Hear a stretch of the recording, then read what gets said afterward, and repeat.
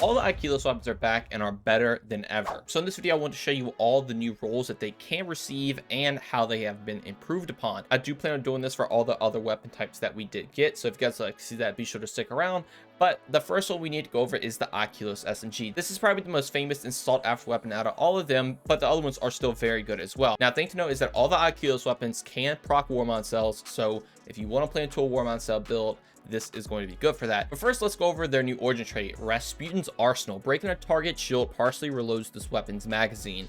So it's kind of like Genesis in a way. It just adds Genesis to the gun. It is only going to partially reload the magazine, but it's not that bad of an origin trait, so it definitely is going to amplify it a little bit. But now in these first two columns, you can kind of go with whatever you want. Seraph rounds is a fun option since these are unique to these weapons. Flare Magwell is also going to be a great option. We have our perk Shot Swap, which is a new perk that says Final Blows built and store charges, which allows you to swap insto weapons at a faster rate. Feed and Frenzy, Shoot to Loot, Perpetual Motion, Dynamic Sway Reduction, Threat Detector, and Killing Wind. In the second column, we have Frenzy, Tap the Trigger, Gut Shot Straight, Pugilist, Surrounded, Voltshot, and Rangefinder. Now, for PvE, this thing can get Voltshot. We all know how strong of a perk this is. The fact that this is going to be available on an SMG now, this is going to be by far the most go-to craft weapon this season, unless there is something out there that I haven't seen yet. But Voltshot on this, especially since it does have an origin right now and the ability to produce Warmon cells, so if you do play into that, it is going to be very, very strong. Now, obviously, pairing that with something like Feed and Frenzy,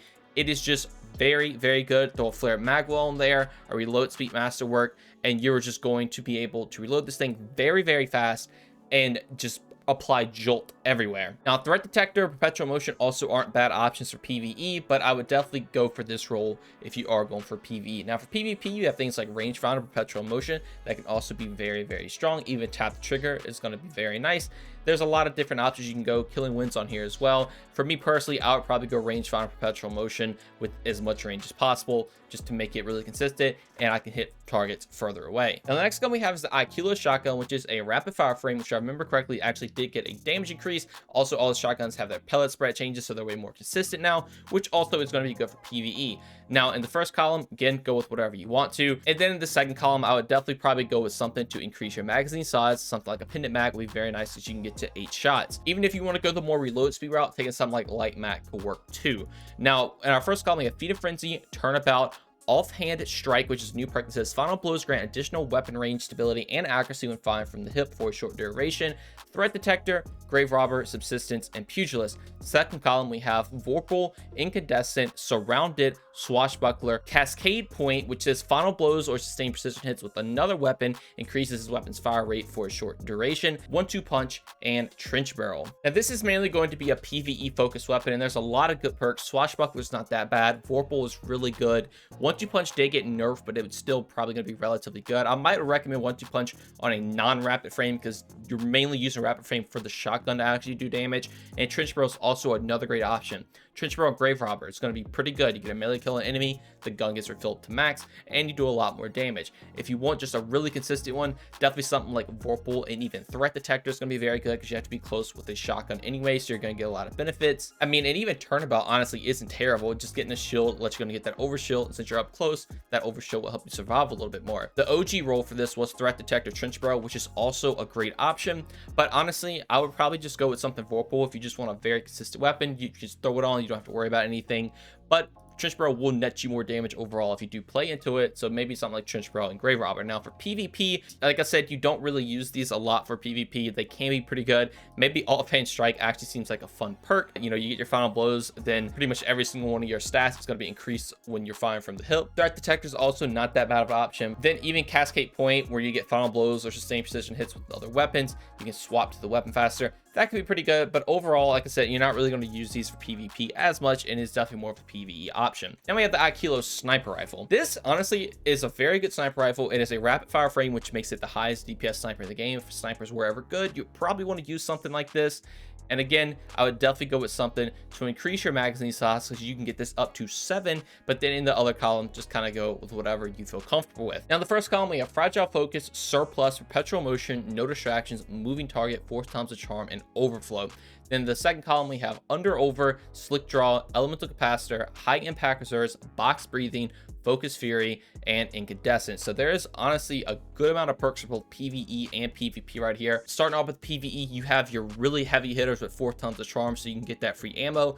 Overflow is also another great option. You can get a ton of ammo in this gun, especially if you have a magazine perk increase, and then you can just lay waste. I would imagine if you proc 4 tons of charm all the way through, it probably will be a little bit better than Overflow, but obviously Overflow is just a better option for just general play. But for boss DPS scenarios, 4 tons of charm probably is the way to go.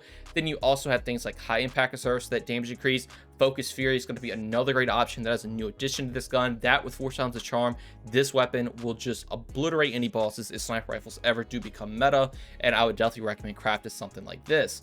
Now for PvP, you have Perpetual Motion, No Distractions, Surplus, Moving Target. There's a lot of great options in that first column. Now the second column, it's not as good. You have things like Elemental Capacitor, you know, Slick Draw, if you can make that work for you to get these increases. High impact reserves could be good as well if you have that little magazine. I'm not exactly sure the numbers on that for PvP. Incandescent's a fun option if you get kills, but Elemental Capacitor is probably going to be the best way to go if you are playing an arc subclass, as you can get a bunch of handling. You're up to 100 handling now with just some base stats. This is just with a magazine increase. You know, Perpetual Motion also is a very good option. No distractions. But Surplus, Elemental Capacitor, you're gonna have a very snappy sniper rifle for PvP. It's going to be essentially quick draw, if not better, and I definitely probably will go with this role if I am going to use it for PvP. This again definitely can be used for it, but I feel like it's more of a PvE sniper. Now finally, we have the Ikelos hand cannon. This hand cannon has never been utilized that much. It is a 180. Unfortunately, 180s just aren't the greatest. People don't really go towards those once you see a brand new hand cannon, but it could have some perks on it to make it good. Again, first column, just go with what feels best for you. Also, Flare Magwell, again, you have your Seraph round options, but you have Offhand Strike again, Subsistence, Air Assault, Triple Tap, Well-Rounded, Rapid Hit, and Stats Raw. In the second column, you have Adaptive Munitions, Repulsor Brace, Frenzy, Focus Fury, Rampage, Golden Tricorn, and One for All. So you have some pretty good damage options with things like Golden Tricorn, Rampage, One for All. Frenzy is also relatively good. Repulsor Brace somewhat got a buff this season. It was already just a relatively good perk. Subsistence is on here for, a reload-based perk. Stats Raw is really good. Rapid Hit's really good. So a lot of good perks on here for PvE.